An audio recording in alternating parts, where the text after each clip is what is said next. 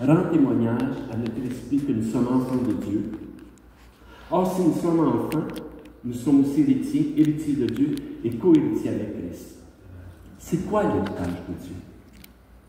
Mais en fait, l'héritage de Dieu, c'est tout ce qui nous a été donné par grâce en tant que ses enfants.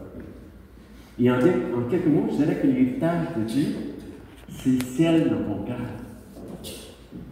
Et ça comprend, vous allez voir, son royaume, ses dons, la paix, l'amour, la grâce, la sagesse, la vie éternelle, la joie, la victoire, la force, la puissance, la miséricorde, le discernement, les richesses éternelles, la gloire, et c'est la merveilleuse présence du Saint-Esprit en nous, qui est là dans notre quotidien tous les jours pour nous aider dans nos pensées, dans notre cœur, dans notre esprit, dans notre marche, dans notre corps.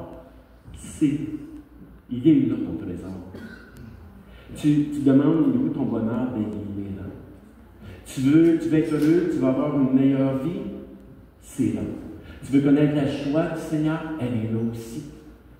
Tu veux être riche? Mais elle est là, ta richesse. Il est là ton trésor. Mon trésor n'est pas dans mon compte en banque, quelle que soit ta richesse. Tu peux avoir peu d'argent, te sentir riche, comme tu peux en avoir beaucoup, et te sentir encore plus riche. Mais tu ne pourras jamais retirer ce que tu n'as pas. Si tu essaies, tu vas remarquer fonds insuffisants. Et quelle que soit ta richesse, si Christ n'est pas au centre de ta vie, aux yeux de Dieu, tu demeures pauvre et misérable. Pensez à ceci. Absolument, un héritage ou une succession n'est valable qu'en cas de décès. Vous êtes d'accord avec moi?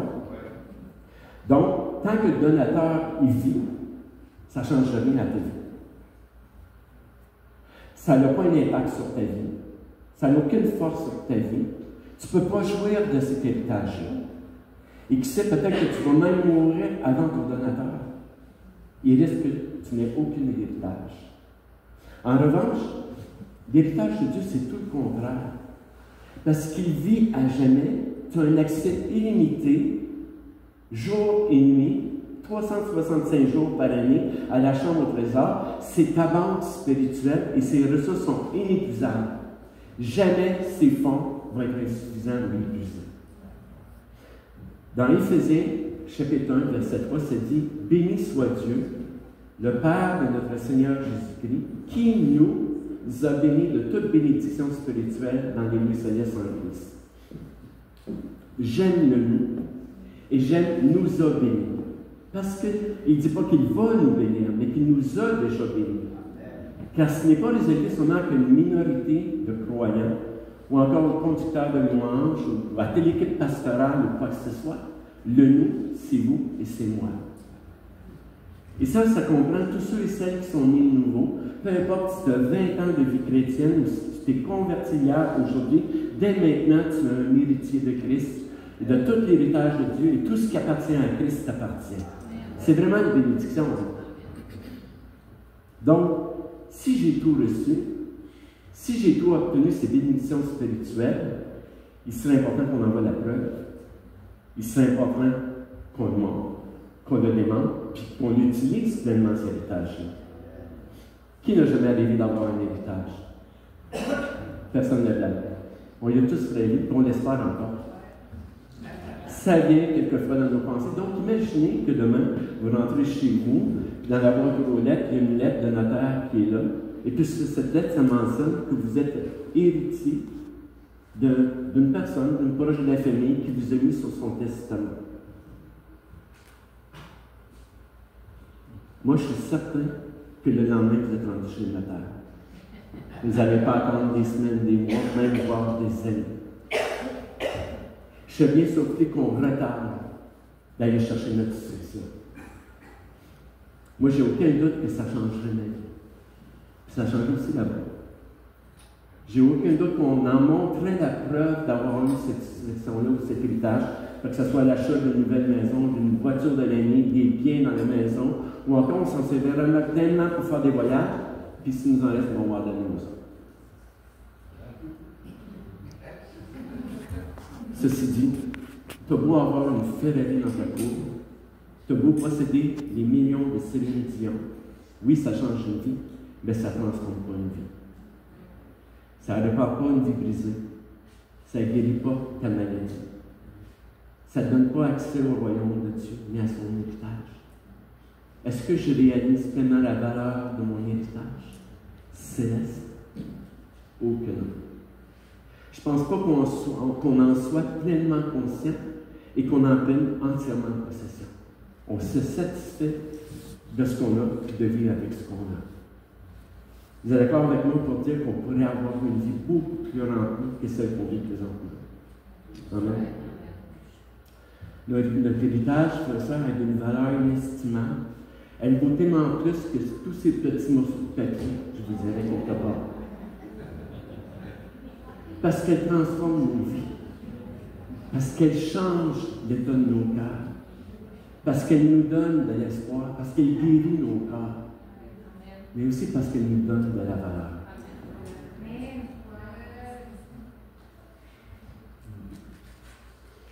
L'apôtre Paul disait dans Éphésiens chapitre 1 qu'avant même la fondation du monde, Dieu avait déjà décidé de partager ses liens spirituels, sa gloire, avec ceux qu'il choisirait en Jésus. Nous, on a été délivrés de la puissance des ténèbres et Jésus nous a transportés dans ce royaume et il déclare que le royaume des cieux est au-dedans de nous, au cœur de notre être. Et l'apôtre Paul va dire dans Éphésiens chapitre 1, versets 13 et 14, en lui, nous aussi, après avoir entendu la parole de la vérité, l'évangile de votre salut, en lui vous avez cru, vous avez été scellés du Saint-Esprit qui avait été promis, lequel est un gage de notre héritage pour la rédemption de ceux que Dieu s'est acquis à la louange de sa gloire. Dans Colossiens chapitre 1, verset 12, il dit « Il nous a rendus capables de prendre part à l'héritage des saints. » Et Colossiens 2.3, enchérit en disant « En lui sont cachés tous les trésors de la sagesse et de la connaissance. » Wow! On est vraiment bénis. Il a dit combien de choses ce matin. Dieu nous a donné son esprit, lequel est un gage de notre héritage, mais il nous a aussi donné sa parole en héritage, qui nous révèle tout ce que nous possédons en Jésus. Donc, il faut connaître sa parole pour prendre connaissance de notre héritage. Et plus on va ouvrir sa parole, plus on va la lire, plus on va la méditer, plus on va chercher le cœur de Dieu. Et il est évident, frères et sœurs, qu'on va prendre possession de tout ce qui nous appartient. Si ça coûtait quelque chose à Jésus, ça nous coûte aussi quelque chose. T'sais, on ne peut pas s'attendre de gratter un billet de loterie comme plusieurs vont le faire pour essayer de penser qu'on va recevoir quelque chose. Ça veut dire que ce n'est pas le même sage. Il y a des conditions pour entrer dans ton héritage. Et ce n'est pas étonnant que l'apôtre Paul a dit que Dieu illumine les yeux de notre cœur pour qu'on sache l'espérance qui s'attache à son appel et quelle est la glorieuse richesse de son héritage qu'il réserve à ses enfants. Combien de fois il nous arrive de nous comparer aux autres, qu'on on se diminue à la vie des autres comme si notre vie avait peu de valeur. Comme si les autres en possédaient plus que nous autres. Comme si les autres étaient plus intelligents, plus grands et plus riches que nous, alors qu'on possède les trésors de la sagesse, de la connaissance, alors qu'on possède la vie abondante, alors qu'on possède la vie éternelle, toutes les ressources de Dieu, un héritage inestimable. On devrait tous être fiers, rayonnants, reconnaissants et zélés pour l'amour de Christ, par le fait qu'on ait été choisis pour hériter d'une succession royale, frères et sœurs, qui dépasse infiniment tout ce dont on a besoin, alors qu'aucun de nous ne méritait cela. Et je vais aller plus loin dans ma réflexion. Écoutez bien. Jésus nous a même donné son nom en héritage pour que tu puisses l'utiliser, pour que tu puisses l'employer, pour que tu puisses t'en servir, pour faire que tout ce que tu demandes au Père Céleste est de la part. Il nous donne le droit d'utiliser son nom pour ouvrir le ciel. En son nom, tu peux guérir des malades. En son nom, tu peux délivrer des captifs. En son nom, tu peux accomplir des miracles. En son nom, tout est possible. C'est puissant ce qu'on a reçu. La question qu'on doit se poser, avons-nous vraiment saisi par la foi qui nous sommes en Jésus? Que notre valeur est inestimable, que notre valeur, elle est élevée et précieuse. Et j'aime même que notre valeur surpasse tout ce que la terre renferme. Mettez l'or et l'argent ensemble, mettez tous les châteaux, peu importe, toutes les richesses qu'on a, les sapins, peu importe quoi, parce que Christ vit en moi. Christ est mon héritage. Il est ma plus grande valeur. L'apôtre Paul va dire, je regarde toutes choses dans ce monde comme une perte, comme de la boue, à cause de l'excellence de la connaissance de Jésus mon Seigneur. L'apôtre Paul se nourrissait à fond de l'héritage de Christ. Comprendre notre identité en Christ, c'est fondamental pour notre foi et notre relation avec Dieu si on veut toucher à notre héritage. Et peut-être qu'on aurait intérêt de se rappeler tout ce que nous sommes en Jésus et le déclarer au fort. Et je vous demande ce matin de lire ceci avec moi à partir de la diapo 6. Voilà. En Jésus-Christ, je règne dans la vie. En Jésus-Christ, je marche en nouveauté de vie. En Jésus-Christ, je suis vivant pour Dieu. En Jésus-Christ, je porte du fruit pour Dieu. En Jésus-Christ, plus rien ni personne ne peut me condamner. En Jésus-Christ, j'ai été libéré de la loi du péché et de la mort. En Jésus-Christ, je reçois dès maintenant tout de Dieu par grâce. En Jésus-Christ, je suis plus que vainqueur. En Jésus-Christ, je suis rempli de sagesse. En Jésus-Christ, j'ai la victoire sur la mort. En Jésus-Christ, je suis un oint de l'Éternel. En Jésus-Christ, je triomphe toujours. En Jésus-Christ, mes pensées sont renouvelées et éclairées. En Jésus-Christ, j'ai la liberté. En Jésus-Christ, je suis celle et lumière du monde. En Jésus-Christ, j'ai une foi agissante par l'amour. Est-ce qu'on peut l'acclamer?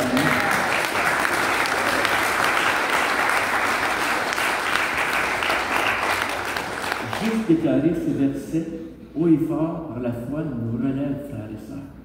Nous place dans notre position d'enfant de Dieu. Nous élève dans la présence de Dieu. Sa parole est puissante, elle chante nos pensées, elle nous place à la tête et non à la queue. Elle est là, notre valeur. Et ce n'est pas parce qu'on a les pieds sur terre qu'on doit oublier notre identité en Christ. On est d'abord avant tout des citoyens des cieux. Là où demeure notre Père céleste, là où est assis Jésus à la droite de Dieu, là où sont inscrits nos noms dans les livres de vie, là où est notre demeure éternelle. On était appelés à marcher en nouveauté de vie avec le Saint-Esprit et notre vie en Jésus est dans le surnaturel. Dans l'apôtre, c'est-à-dire dans Jean, j'aime tellement ce verset, quand on comprend tout ce qu'il veut dire. L'apôtre Jean va dire que nous avons tous reçu de sa plénitude et grâce pour grâce. Et je suis allé voir dans le grec le mot plénitude. Voyez bien ce que c'est dit. Ça fait référence à un navire où il est rempli de marchandises, rempli jusqu'au bord, une pleine mesure, rempli à pleine capacité, jusqu'au sommet où plus rien n'étant nécessaire, c'est la totalité, c'est l'abondance. Dans le Nouveau Testament, le mot plémera, plénitude, fait allusion au corps des croyants, rempli de la présence de Dieu, rempli de sa puissance, rempli des richesses spirituelles en Christ. On est riche par après, frère et sœur. Est-ce qu'on le réalise? Ce qui veut dire que j'ai été rempli du même esprit que le récité Jésus. J'ai la même foi que celle de Jésus. J'ai les mêmes ressources que Jésus. Son privilège est mon privilège. Sa puissance est ma puissance. Ce qu'il est, nous le sommes. Ce qu'il a, nous l'avons. Et ce qu'il fait, nous le faisons. C'est ce que Jésus a dit. Tout ce que mon Père fait, je le fais. Et c'est dans cette position qu'on était placé en Jésus.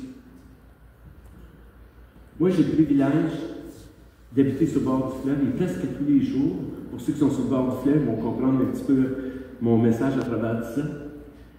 Presque tous les jours, on voit ces navires marchands passer devant, je les vois passer devant chez moi. Et d'un océan à l'autre, ces cargos transportent une pleine cargaison de produits qui jouent un rôle essentiel dans la chaîne d'approvisionnement mondiale. Et à chaque fois que je vois ces cargos passer devant ma fenêtre, et que je suis assis dans mon salon, c'est plus fort que moi. Je me lève pour venir me placer devant la fenêtre et de regarder ça. Et même souvent, j'ouvre la porte, je m'en vais dans ma cour en arrière, je m'en vais devant la clôture, puis je regarde ça encore de plus près. Je trouve ça impressionnant de voir toute cette cargaison, tout ce que ça peut contenir. C'est puissant, c'est gigantesque.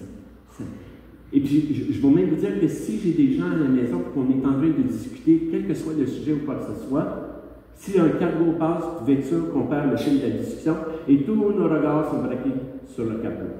Parce que c'est comme impossible de voir que tout ça peut tenir sur nous. Et en plus de ça,